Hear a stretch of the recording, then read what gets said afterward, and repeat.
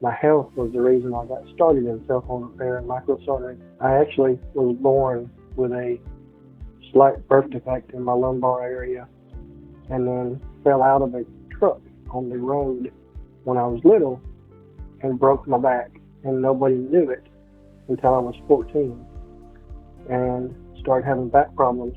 Doctors found pieces of my lumbar vertebrae, my L5 vertebrae, down in my tailbone area. Of course, they wanted to do surgery and I was against it like a dummy, but I dealt with it until I was 29, off and on physical therapies, and then at 29, my lumbar area dislocated off my hip area, S1 area, and I was actually confined to a wheelchair. Spent 8 months in a wheelchair, and then 13 hours worth of reconstructive surgery with 2 surgeons, and another year worth of learning how to walk again.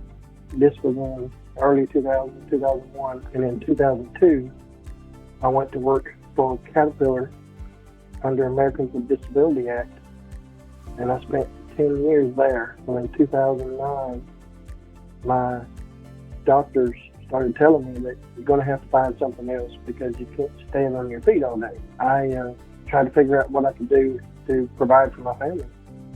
It was just me as a single dad with 2 boys. That's when I started working on cell phones. I've always been good at repairing things, fixing things, even building things. So I started buying devices on eBay and places and growing my skill set, as mentioned in another video.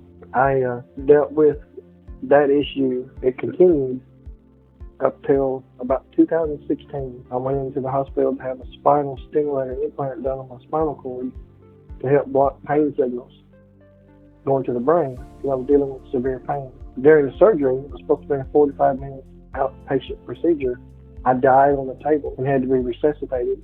So I woke up 4 hours later in the ICU. They were actually removing a ventilator, and I was coughing up blood, and I just was like, what happened? After a bunch of testing, they figured out that I have RA and had likely had RA for estimated 15 to 20 years prior, and nobody knew it.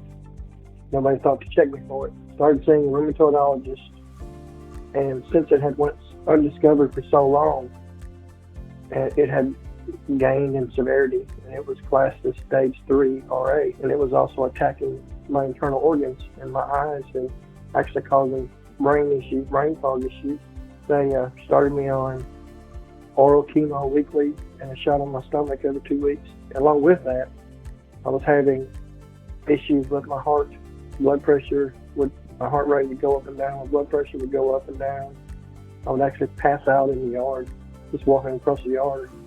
And sitting in a recliner watching TV, my heart rate would be like 150, like I had been running for 10 miles. They sent me to a cardiologist, and he determined that my RA was actually attacking my nervous system also. So I added more medicine to my regimen. I dealt with that the best I could, and I still continued to work. I was running the store, still working, doing the best I could, even doing some part-time work on the side, even laying tile and fixing things for people in their houses, because I knew how to do that too. Doing anything I could to provide for my family. My health continued to decline, and I started choking. Every time I would eat, I would cough and gag and choke. Esophagus cancer is heavy in my family. They did a bunch of tests on my esophagus and did a biopsy and found out that I have a rare autoimmune disease called lymphocytic esophagitis, where my body is attacking the lower 1/3 of my esophagus, and most likely it's related back to the severity of my RA attacking my internal organs. On top of all that, in 2021, I had COVID and spent 6 months in the bed on full oxygen, and it took me another 6 months after that to even get enough strength to get around. Even now, I'm still classified as a COVID long hauler because it's damaged my lungs and it activated the dormant genetic clotting factor in my genes called factor 5. It just in the past few months, I've had 5 different blood clots in my right leg. This is what actually ended the life of my grandfather. The blood clot in his leg that went to his lungs and killed him. So I had to be very careful. And the area in my leg that clots is the femoral vein, which feeds blood to the lungs. also have to take high doses of blood thinner along with the beta blockers and blood pressure medicines, and shot in my stomach every 2 weeks for my RA, and then oral chemo every Friday. And I have to take testosterone injections, a list of other medicines I have to take too. So all that's expensive, and it's got to the point to where the fatigue is just so great that I can't even hardly get out of bed. But when I finally do feel like getting up and moving around doing anything, I end up getting a clot in my leg, and then it puts me down again. It's a never-ending battle. I just pray I can get some sort of relief, because nothing I have, there's any cures for it. So it's symptoms management. It's all I can look forward to. And I see 5 different specialists. I welcome anybody that has any questions. How am I dealing with it? If you're dealing with something else, something similar, I'm more than happy to give advice.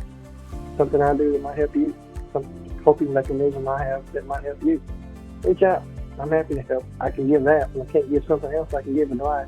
God bless.